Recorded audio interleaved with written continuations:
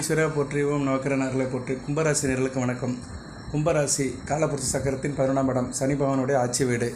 ராசி நான் சனி பகவான் வக்கரமாக இருக்கிறாரு நவம்பர் 5ஆம் தேதி வரைக்கும். அதுபோல் வக்கர நிவர்த்தியாகி நேர்கதியில் பயணிப்பார். ராசிக்கு வேண்டிய ராஜயோகாதிபதி சுக்கிரன் ஆட்சி பெற்றிருக்கிறார். மூலத்திரியோன் ஆட்சி பெற்றிருக்கிறாரு. நல்ல விதமாக பார்க்கப்படுகிறது.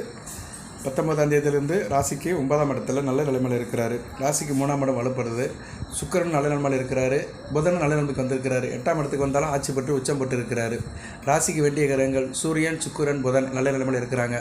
ராசிக்கு 7, 8, 9 கூடிய கிரகங்கள் நல்ல நிலைமையில் இருக்குது.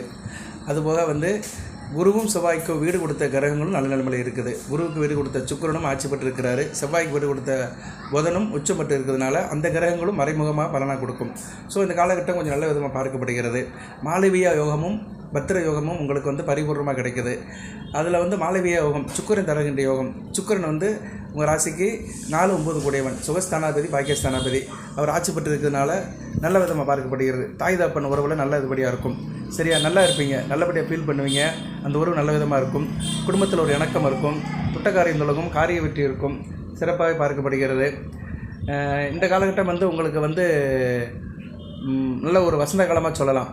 அது இந்த புரட்டாசி மாதம் முழுக்காவே நல்லா தான் இருக்குது. கிரக நிலையில் பார்க்கும்போது நல்லா இருக்குது.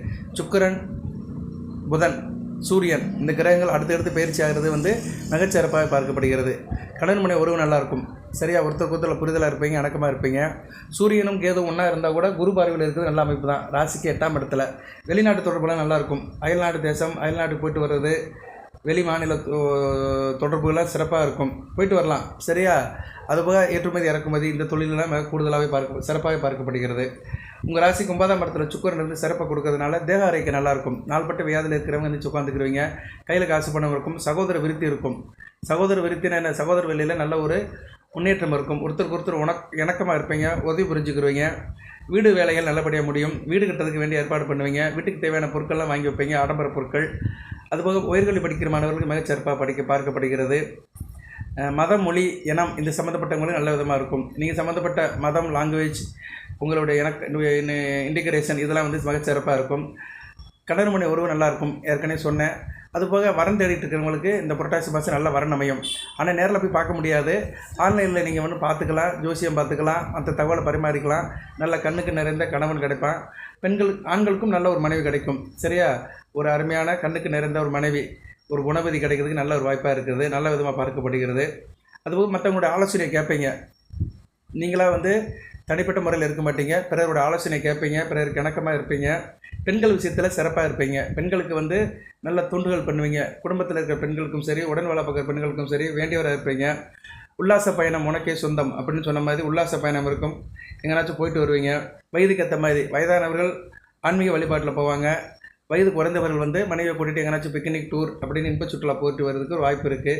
இதுலேயும் ஒரு மாடலாக இருப்பீங்க. மாடல் ஆஃப் அதர்ஸ்னு சொல்கிற மாதிரி முன்னூறாவதாக இருப்பீங்க. நல்ல விதமாக பார்க்கப்படுகிறது. அரசு வேலையில் இருக்கிறவங்களும் மிகச்சிறப்பாக இருக்கும். சரியா, அரசாங்க வெகுமதி பெறுவதற்கும் நல்ல ஒரு வாய்ப்பாக பார்க்கப்படுகிறது.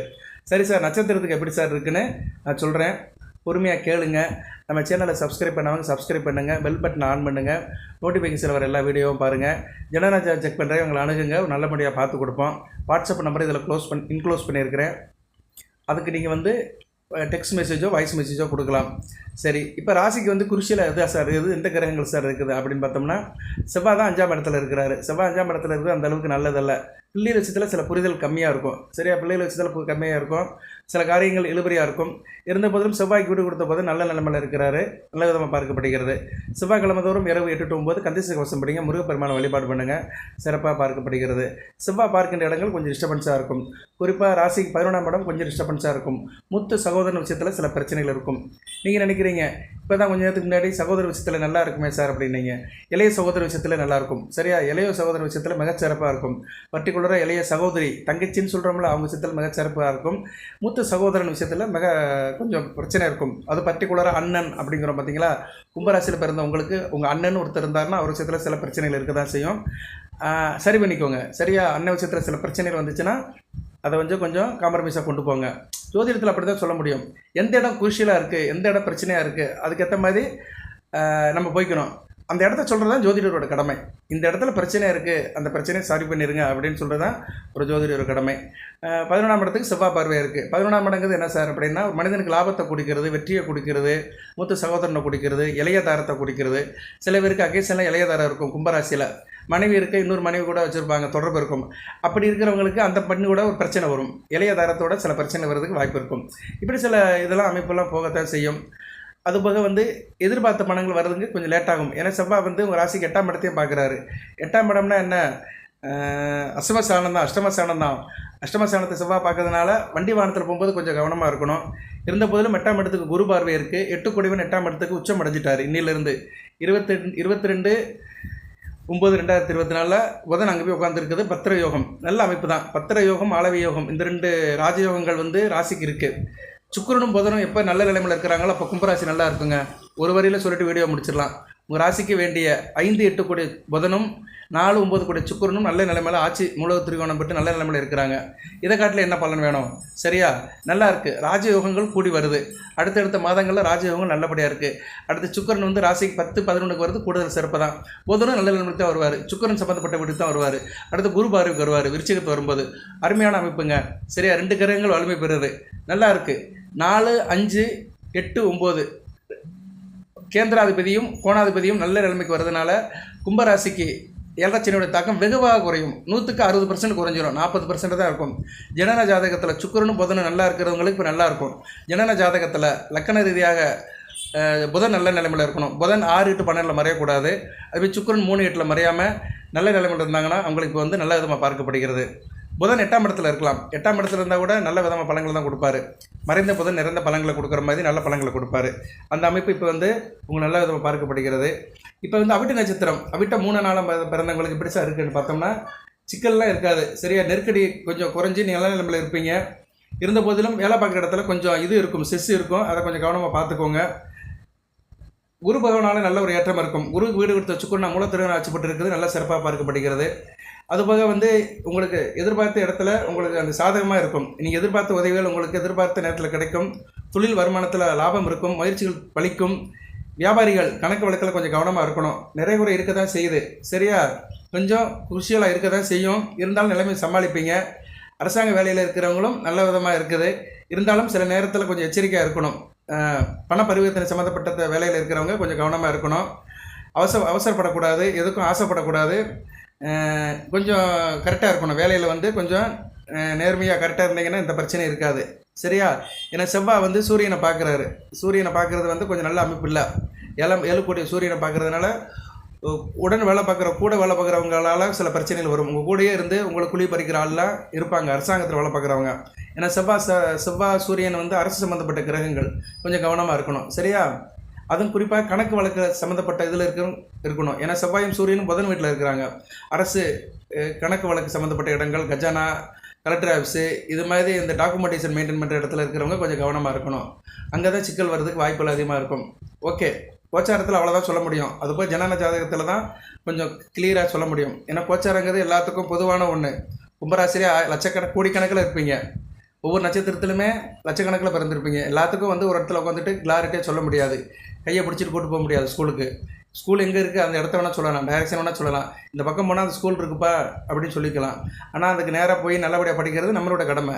நாங்கள் இதை தான் சொல்ல முடியும். இப்படி அமைப்பு இருக்குது, இந்த இடத்துல இருக்கிறவங்க கொஞ்சம் எச்சரிக்கையாக இருக்கணும்னா கவனமாக இருக்கணும். நான் இது அவிட்டம் 4ஆம் பாதத்துக்கு தான் சொல்கிறேன், 3 நாளுக்கு தான் சொல்கிறேன். மற்ற நட்சத்திரத்துக்கு இல்லை, அவிட்ட நட்சத்திரத்துக்கு தான் சொல்லிட்டு இருக்கிறேன். அதனால் அவிட்ட நட்சத்திரம் 3 நாளில் பிறந்தவங்க கொஞ்சம் கவனமாக இருக்கணும். சரி, இருந்த போதிலும் ஒரு சிலருக்கு வருமானம் உயர்றதுக்கு இந்த மாதம் நல்லபடியாக இருக்கும். இந்த புரட்டாசி மாதம் புதிய சொத்து கிடைக்கும், கேட்ட உதவி கிடைக்கும். மாணவர்கள் படிப்பில் அக்கறைப்படியாக படிக்கணும். சந்திராஷ்டம் இருக்குது, அக்டோபர் 1ஆம் தேதி 2ஆம் தேதி இருக்குது, கொஞ்சம் கவனமாக இருக்கணும். அதுபோக அதிர்ஷ்ட நாட்களையும் ஒரு வரி சொல்லிவிட்டு நான் அடுத்த நட்சத்திரத்துக்கு போகிறேன். அதிர்ஷ்ட நாட்கள் அவிட்ட நட்சத்திரத்துக்கு செப்டம்பர் 17, 18, 26, 27. அதே மாதிரி அக்டோபர் மாதம் 8ஆம் தேதி, 9ஆம் தேதி, 17ஆம் தேதி. ஓகே, வழிபாடு நான் சொன்ன வழிபாடு பண்ணுங்க. முருகப்பெருமானை கும்பிடுங்க. ஏன்னா அவிட்ட நட்சத்திரநாதன் செவ்வாய் தான். செவ்வாய்க்கு அதிபதி முருகப்பெருமான் தான். அதனால் செவ்வாய்க்கிழமை தோறும் இரவு 8 to 9 முருகப்பெருமானை கும்பிடுங்க, நல்லபடியாக பார்க்கப்படுகிறது. அடுத்து சதயம், ராகுவின் நட்சத்திரம். ராகு ஓரளவு நல்ல நிலைமையில் தாங்க இருக்கிறார். இன்று முதல் நல்ல நிலைமையில் இருக்கிறார். புதன் பார்வைக்கு வராரு. சூரியன் சம்பந்தம் இருந்தாலுமே அவர் சூரியனை ஒரு இதுதான் பண்ணுவார். சூரியன் ராகு பார்வைக்கு வர்றாரு. கொஞ்சம் கணவன் உறவில் கவனமாக இருக்கணும். கூட்டுத்தொழில் பங்கு சந்தையில் கொஞ்சம் எச்சரிக்கையாக இருக்கணும். இருந்த போதிலும் ராகு புதன் பார்வைக்கு வர்றது கொஞ்சம் கூடுதல் சிறப்பு தான். அக்டோபர் 13ஆம் தேதி வரைக்கும் புதன் பார்வையில் இருப்பார். இந்த 10-15 நாட்கள் நல்லாயிருக்கும். சரியா? ஒரு 20-21 நாட்கள் நல்லபடியாக பார்க்கப்படுகிறது. நினைத்த காரியத்தை நல்லபடியாக முடிச்சு கொடுப்பீங்க, பிறருக்கு உதவுவீங்க. சரியா? மனசில் கொஞ்சம் மனக்குழப்பம் இருக்க தான் செய்யும். என்ன தான் கில்பிங் டெண்டன்சி இருந்தாலுமே மனசில் சில தேவையில்லாத மனக்குழப்பம் இருக்கும். கொஞ்சம் கவனமாக இருங்க. குலதெய்வத்தை கும்பிடுங்க, பொறுமையுடன் இருங்க. குலதெய்வ வழிபாடு உங்களுக்கு ஒரு பெருமையை சேர்க்கும். கொஞ்சம் கவனமாக இருக்கணும். சரியா? பொறுமையாகவும் இருக்கணும், பொறுப்பாகவும் இருக்கணும். கோயில் உலகத்துக்கு போயிட்டு வந்தீங்கன்னா மனதில் ஒரு நிம்மதி இருக்கும். அதுபோக உங்களுக்கு பணவரவு இருக்கும், பணப்பிரச்சனை இருக்காது. சரியா? மனப்பிரச்சனை இருக்காது. குடும்பமானவரை கொஞ்சம் எச்சரிக்கையாக இருக்கணும். உங்ககிட்ட இருந்த திறமை வெளி உலகத்துக்கு தெரியப்படுத்தப்படும். அது இருந்த மறந்திருந்த செல்வாக்கு வெளி உலகத்துக்கு தெரியும். அதனால் கொஞ்சம் உங்களுக்கு ஒரு கிரெடிட் இருக்கும். தொழிலில் இருந்த தடைகள்லாம் சரியாக போயிடும். தொழிலெலாம் நல்லா ஜரூராக நடக்கும். உத்தியோகம் பண்ணுறவங்க நல்லபடியாக பண்ணுவீங்க. நினைத்த நேரத்தில் செஞ்சு முடிப்பீங்க. செல்வாக்கு நல்லபடியாக இருக்கும். பலருக்கு செலவு செய்கிறதுல கெட்டிக்காரராக இருப்பீங்க. சரியா? விரயஸ்தானம் அவ்வளோவா இருக்கிறதுனால செலவு செய்யறதை கொஞ்சம் கவனமாக பார்த்துக்கோங்க. செலவு செஞ்சு தான் நல்ல பேர் எடுக்கணும்னு கிடையாது. அதனால் செலவை குறைச்சிக்கோங்க. செலவை குறைச்சிட்டாலே உங்களுக்கு சிக்கனம் தான். சிக்கனமே உங்களுக்கு ஒரு வருமானமாக இருக்கும். அதில் கொஞ்சம் கவனமாக இருக்கணும். சதய நட்சத்திரர்கள் கொஞ்சம் கவனமாக பார்க்கணும். அரசியல்வாதிகள் கொஞ்சம் நல்லா இருப்பீங்க. கட்சியில் ஒரு நல்ல ஒரு ஏற்றம் இருக்கும். தொண்டர்களுடைய பலம் இருக்கும். மற்றபடி கிரகங்கள் நல்ல நிலைமை தான் இருக்குது. புதனும் சுக்கிரனும் நல்ல நிலைமை தான் இருக்கிறதுனால சட்ட விவகாரங்கள், அதாவது எப்படின்னா லீகல்ஸ் விஷயங்கள், அதெல்லாம் உங்கள் காரியங்கள் அனுகூலமாக இருக்கும். மீன் வம்பு வழக்கெல்லாம் இருந்துச்சுன்னா அதெல்லாம் சரியாக போயிடும், நீர்த்து போகும். புதிய ஒப்பந்தம் கான்ட்ராக்ட் கிடைக்கும். வியாபாரம் நல்லபடியாக இருக்கும். தொழில் ஒரு முன்னேற்றம் இருக்கும். கையில் காசு பணம் நல்லபடியாக பார்க்கப்படுகிறது. ஒரு சிலர் புதுசாக இடம் வாங்கி போடுவீங்க. இடம் மனை வாங்கி போடுறதுக்கு நல்ல ஒரு காலகட்டமாக பார்க்கப்படுகிறது. இடம் மனைலாம் வாங்கி போடலாம் புரட்டாசி மாதம். அதில் ஒன்றும் பிரச்சனை இல்லை. ரெஜிஸ்டர்லாம் பண்ணலாம், பத்திரப்பதிவுலாம் பண்ணலாம். கணவன் மனை உறவு நல்லாயிருக்கும். அதில் எந்த பிரச்சனையும் இல்லை. மாணவர்கள் கொஞ்சம் கவனமாக படிக்கணும். சதய நட்சத்திரத்தில் படித்த மாணவர்கள், உயர்கல்வி படிக்கிற மாணவர்கள் கொஞ்சம் கவனமாக இருக்கணும். சரியா? சந்திராஷ்டமம் இருக்குது. செப்டம்பர் 2ஆம் தேதி 3ஆம் தேதி முடிஞ்சு போச்சு. சந்திராஷ்டமம் முடிஞ்சு போச்சு உங்களுக்கு. சரியா? அடுத்தது பார்த்துக்கலாம். அடுத்த மாதம் வரதை பார்த்துக்கலாம். அடுத்து வேறு என்ன சார் அப்படின்னா அதிர்ஷ்ட நாட்கள். நான் இது ஒரு ரேண்டமாக தான் சொல்கிறேன். அடுத்த வீடியோவில் உங்களுக்கு நட்சத்திர ரீதியாக உங்களுக்கு அதிர்ஷ்ட நாட்களை உங்களுக்கு தெளிவாக ஒரு வீடியோ போடுறேன். செப்டம்பர் 17, 22, 26, அக்டோபர் 4, 8, 13, 17 இந்த நாட்கள் ஒரு யோகமுள்ள நாட்களாக பார்க்கப்படுகிறது. வழிபாடு அம்மனை கும்பிடுங்க. சரியா? அம்மனை கும்பிடுங்க. அம்மன் வழிபாடு தான் சிறந்தது. துர்க்கை அம்மனோ காளி அம்மனோ கும்பிட்டிங்கன்னா நல்லபடியாக இருக்கும். பௌர்ணமி காலத்தில் கும்பிடுங்க, இல்லைனா ராகு வேளையில் கும்பிடுங்க. செவ்வாய்க்கிழமை அல்லது ஞாயிற்றுக்கிழமை, வெள்ளிக்கிழமை ராகு வேளையில் அம்மன் வழிபாடு பண்ணுங்க. அடுத்து பூரட்டாதி 1, 2, 3 குரு பகவானுடைய நட்சத்திரம். குரு பகவான் இப்போதைக்கு பரவாயில்ல, ஓரளவு நல்ல நிலைமையில் தான் இருக்கிறாரு. சரியா? குருவுக்கு வீடு கொடுத்த சுக்கிரன் நல்ல நிலைமையில் இருக்கிறதுனால நல்ல விதமாக தான் பார்க்கப்படுகிறது. உங்களுக்கு உங்கள் ஸ்டேட்டஸ் நல்லபடியாக இருக்கும். ஒரு நெருக்கடியிலேருந்து வெளியே வந்துடுவீங்க. இவ்வளோ நாளாக இருந்த நெருக்கடி, ஒரு டென்ஷன், படபடப்பு, அதுலேருந்து வெளியே வந்துடுவீங்க. வம்பு வழக்கல் எது இருந்துச்சுன்னா அது கொஞ்சம் உங்களுக்கு ஒரு சாதகமாக பார்க்கப்படுகிறது. தேக ஆரோக்கியம் நல்லாயிருக்கும். நாள்பட்ட வியாதியில் இருக்கிறவங்க அதுலேருந்து ரிக்கவரியாக வெளியே வந்துடுவீங்க.